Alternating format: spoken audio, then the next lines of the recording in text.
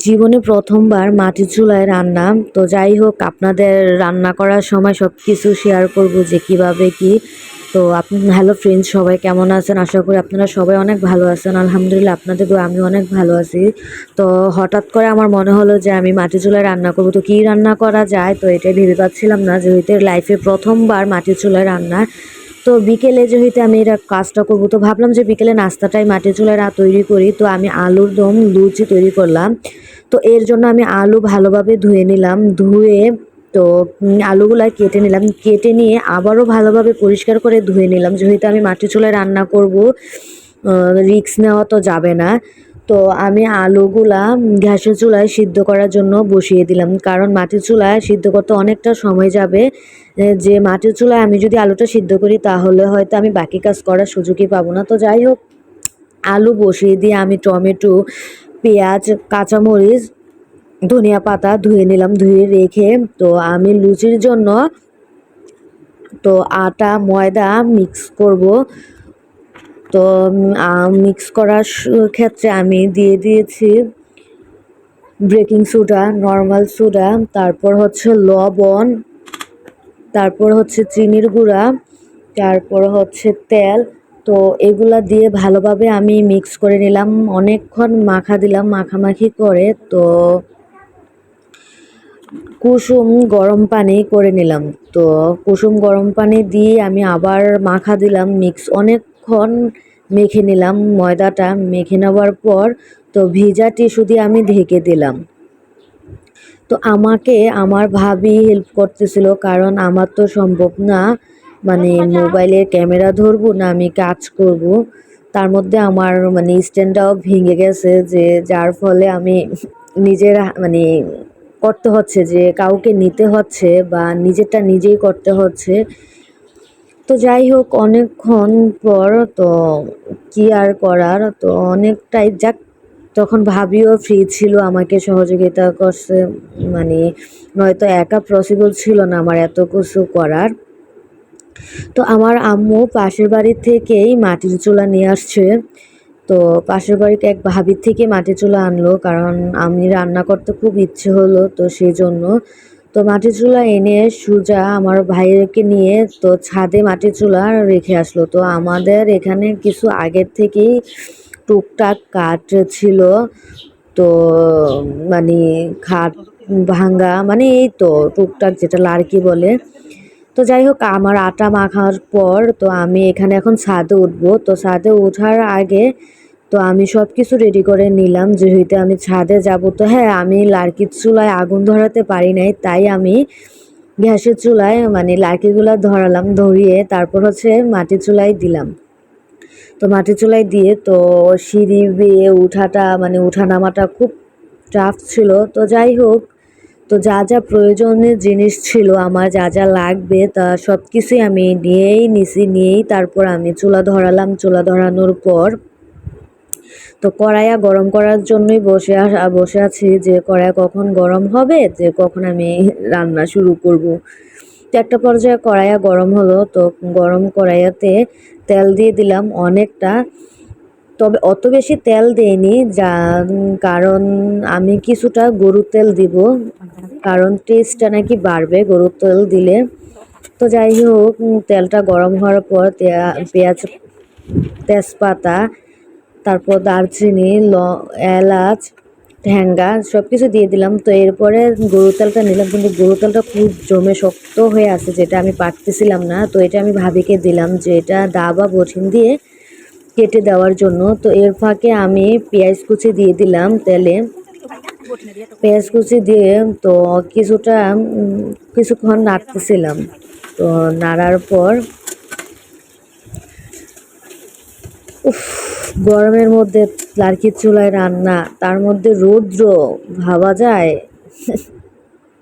কত শখ আমার মাটির চুলায় রান্না করা।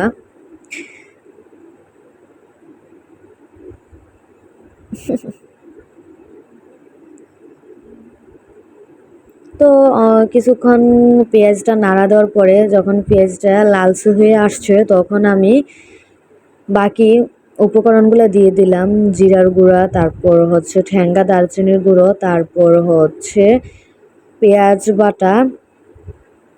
তো পেঁয়াজ বাটা দেওয়ার পর তো আমি আদা বাটা যখন দিতে তো টমেটো দিলাম, তো টমেটো দেওয়ার পর আদা বাটাটা যখন দেব তখন আদা বাটাটা তো ডিপে ছিল, সেই জন্য শক্ত হয়েছিল। ওইটাও ভাবিকে দিলাম বটিন দিয়ে কেটে দেওয়ার জন্য।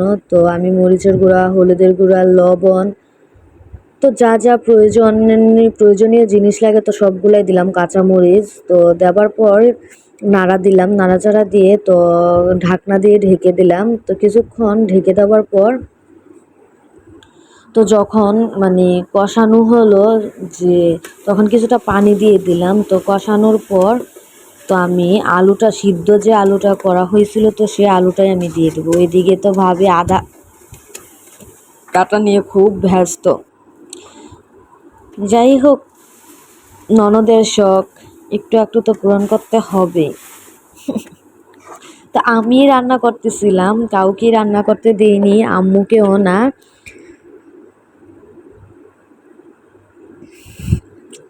আমি যখন খুব ছোট ছিলাম, মানে বুঝের হবার পর থেকে আমি আম্মুকে দেখিনি লার্কির চুলায় রান্না করতে।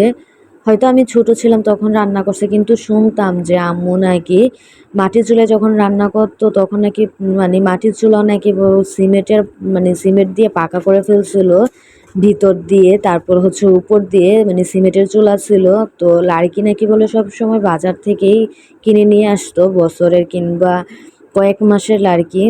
তো আমি যখন বুঝার হয়েছি তখন থেকেই আমি গ্যাসের চুলা দেখতেছি, লাইনের গ্যাস, তো ওইটাতে আম্মু রান্না করে। তো যাই হোক, ভাবি কিছুক্ষণ ওনার বাসায় যায় আবার আমার বাসায় আসে।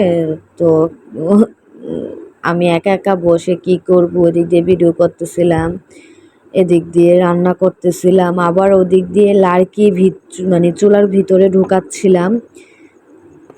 তো একটা পর্যায়ে আমার আলুগুলা মানে যখন মানে ঘনিয়ে আসছে যে হয়ে গেছে, তখন আমি ভাবিকে দিলাম যে লুচিগুলা করার জন্য আলুগুলা মানে আটাগুলা মাখা দেওয়ার জন্য। তো লুচি তৈরি করার জন্য ভাবিকে দিয়ে দিলাম, আর এদিক দিয়ে তো আমি আলু দম করতেছি। তো একটা পর্যায়ে আমার আলুদম রেডি। তো ভাবি কিছুক্ষণ লুচি বানানোর পরে ভাবি লুচিটা এমনভাবে মানে হচ্ছিল না, তো ভাবি বাসায়ও কাজ ছিল, তো সে চলে গেল। এদিক দিয়ে তো মাগরিবের আজান দিয়ে ফেলছে, সন্ধ্যা হয়ে গেছে, অন্ধকার। তো লাইটের আলো দিয়েই করতেছিলাম।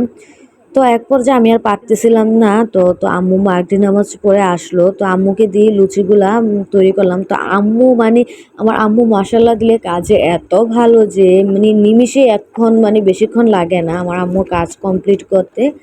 মানে উনি 10 জনের কাজ একা হাতে করে ফেলতে পারে খুব কম সময়ে। তো যাই হোক, আম্মুর লুচিগুলা তো মানে এত তাড়াতাড়ি বেলে দিচ্ছিল। তো যাই হোক, আমি 2টা 3টা করে তেলে দিচ্ছিলাম, মানে খুব প্রথমে ফুলে নাই ভালোভাবে, কারণ তেলটা অত গরম হয়নি যে ফুলবে।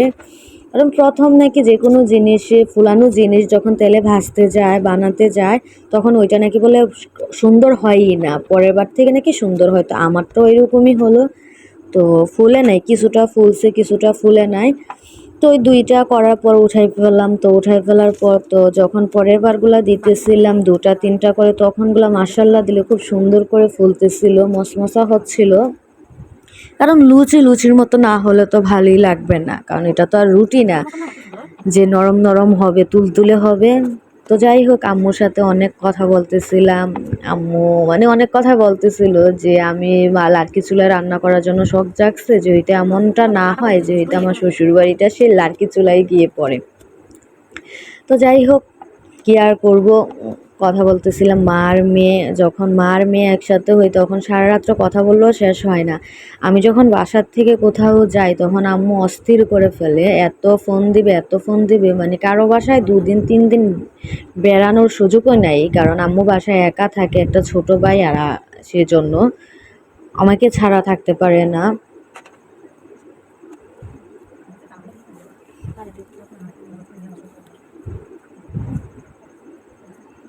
আহ, কখন রান্না শেষ হবে, কখন আমি খাবো, মানে জিভে একদম পানি চলে আসতেছে।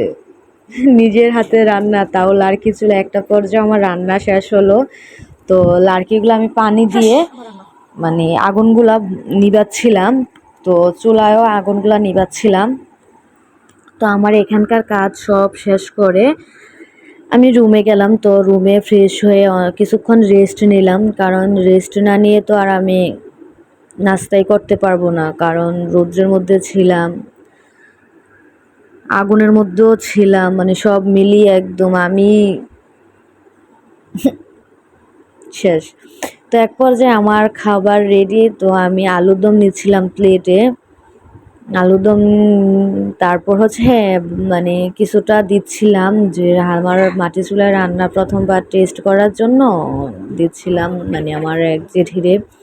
তো যাই হোক, এক পর্যায়ে আমি নিলাম। তো সালাদ বানানোর মানে একদম মনেই ছিল না, হঠাৎ আম্মু মনে করলো যে সালাদ বানানোর প্রয়োজন। তো পরে পেঁয়াজ, টমেটো, শসা, গাজর, কাঁচামরিচ, ধনিয়া পাতা, সরিষার তেল, লবণ সব কিছু কেটে নিয়ে একসাথে মিক্স করে নিলাম। তো মিক্স করে নিয়ে খাওয়া শুরু করলাম। তো যাই হোক, মানে আবার খেতে ইচ্ছে করতেছে এখন। যাই হোক, আবার বানাবো, আবার লার্কির চুলায় রান্না হবে।